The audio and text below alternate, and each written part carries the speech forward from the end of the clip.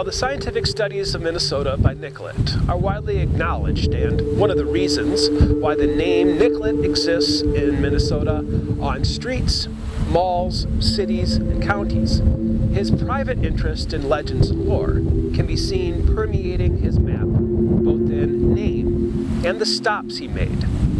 Knowing that Baron Lahontan found a mound of copper vitriol at a place near a watershed, Nicollet's expeditions traveled to the headwaters of the Mississippi River, the Red River, the St. Louis River, the Vermilion River, the Minnesota River, the Big Sioux River, the Des Moines River, and the overlooked Cannon River, which he relabeled the Lahontan River.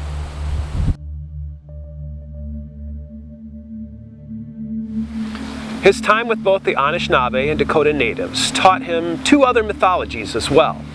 From the Anishinaabe, Nicollet learned of their migration from the Atlantic to a place where the food grew on water, the wild rice fields of Minnesota. But the most specific clue described in Anishinaabe prophecy was a turtle-shaped island somewhere in Minnesota.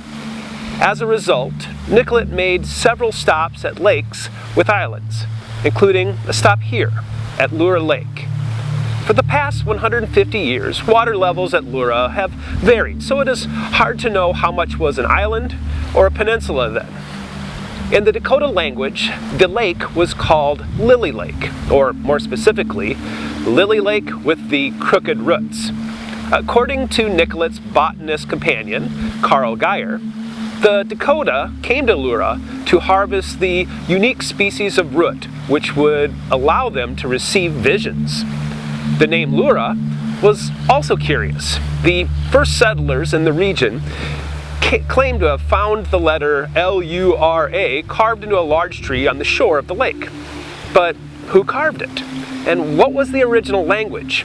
If it was a Spanish-speaking settler, the Basque word Lura means beauty and absolute perfection, which is fitting. However, if it is an old Swedish word, the word Lura is a warning of danger. Along with the curious name for Lura Lake, Nicollet left another strange word to be pondered. In the great big letters across the entire watershed leading to Mikado and Fort LaHillier at the junction of the Blue Earth and the Le Sueur, Nicollet published his map with the phrase Undine Region. If you're not familiar with the word Undine, it's similar to Nicollet writing "Here be dragons" on his map. Now, remember, in the whole of America, Nicollet was the scientific equivalent of Einstein or Newton in his day. He was the preeminent master of several scientific fields. So what did he mean, and why did he do it?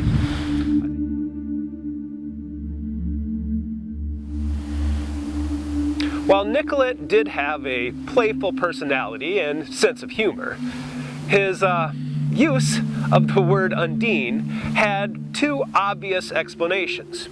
At the time, one of the most popular stories of the time was the novel Undine, written by Friedrich de la Motte, about a German hero seduced by a water spirit. This tale can also be found in the French legend Melusine, and later as the Little Mermaid. But Nicollet instead chose the word Undine, which, despite the contemporary connotation for him, also had a more curious scientific origin. The word Undine comes from a famous scientist, Theophrastus Bombastus von Hohenheim, known in the occult world as Paracelsus. This real 15th century scientist had an obsession with alchemy and the secrets of the Philosopher's Stone.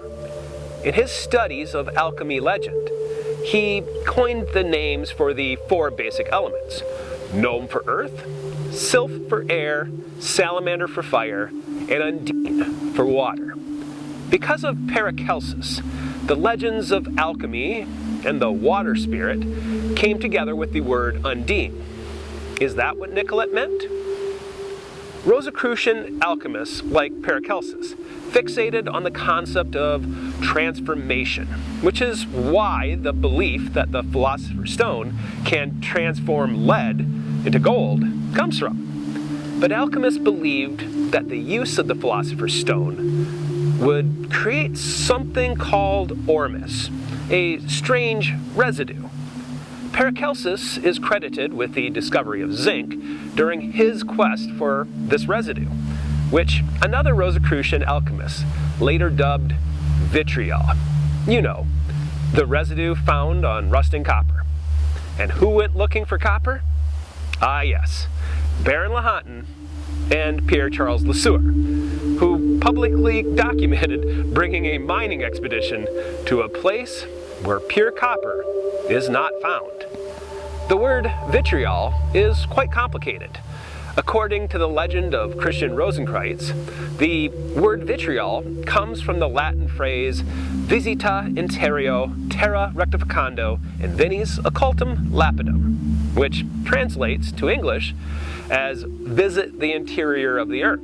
By rectification, thou shalt find the hidden stone. So yes, if you went and searched for the Philosopher's Stone, the alchemists of the era believed you'd find vitriol, and by digging, you could discover the resting place of the Philosopher's Stone. Here be dragons indeed.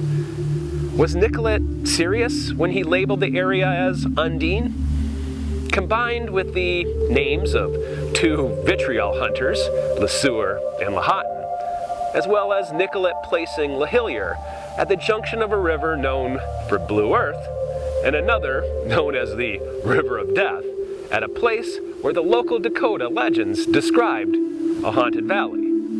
It's hard to ignore all the strange connections to the old legend. Nicollet passed through Blue Earth County 4 times during 3 separate expeditions, including twice on his 1838 autumn expedition. But it was back in his offices in Washington, D.C. that he decided to put the peculiar label Undine Region on his map. In his words, he explained it coyly. I do not know why I fancied an analogy between the ideal country described in the tale and the one before me, but I, involuntarily as it were, adopted the name. Why did Nicollet feel he was forced to use the word Undine, as well as relabeling other rivers as the Blue Earth, a play on vitriol? Lesueur, the man who dug up a copper mine, and Lahontan, who found both copper and a river of death.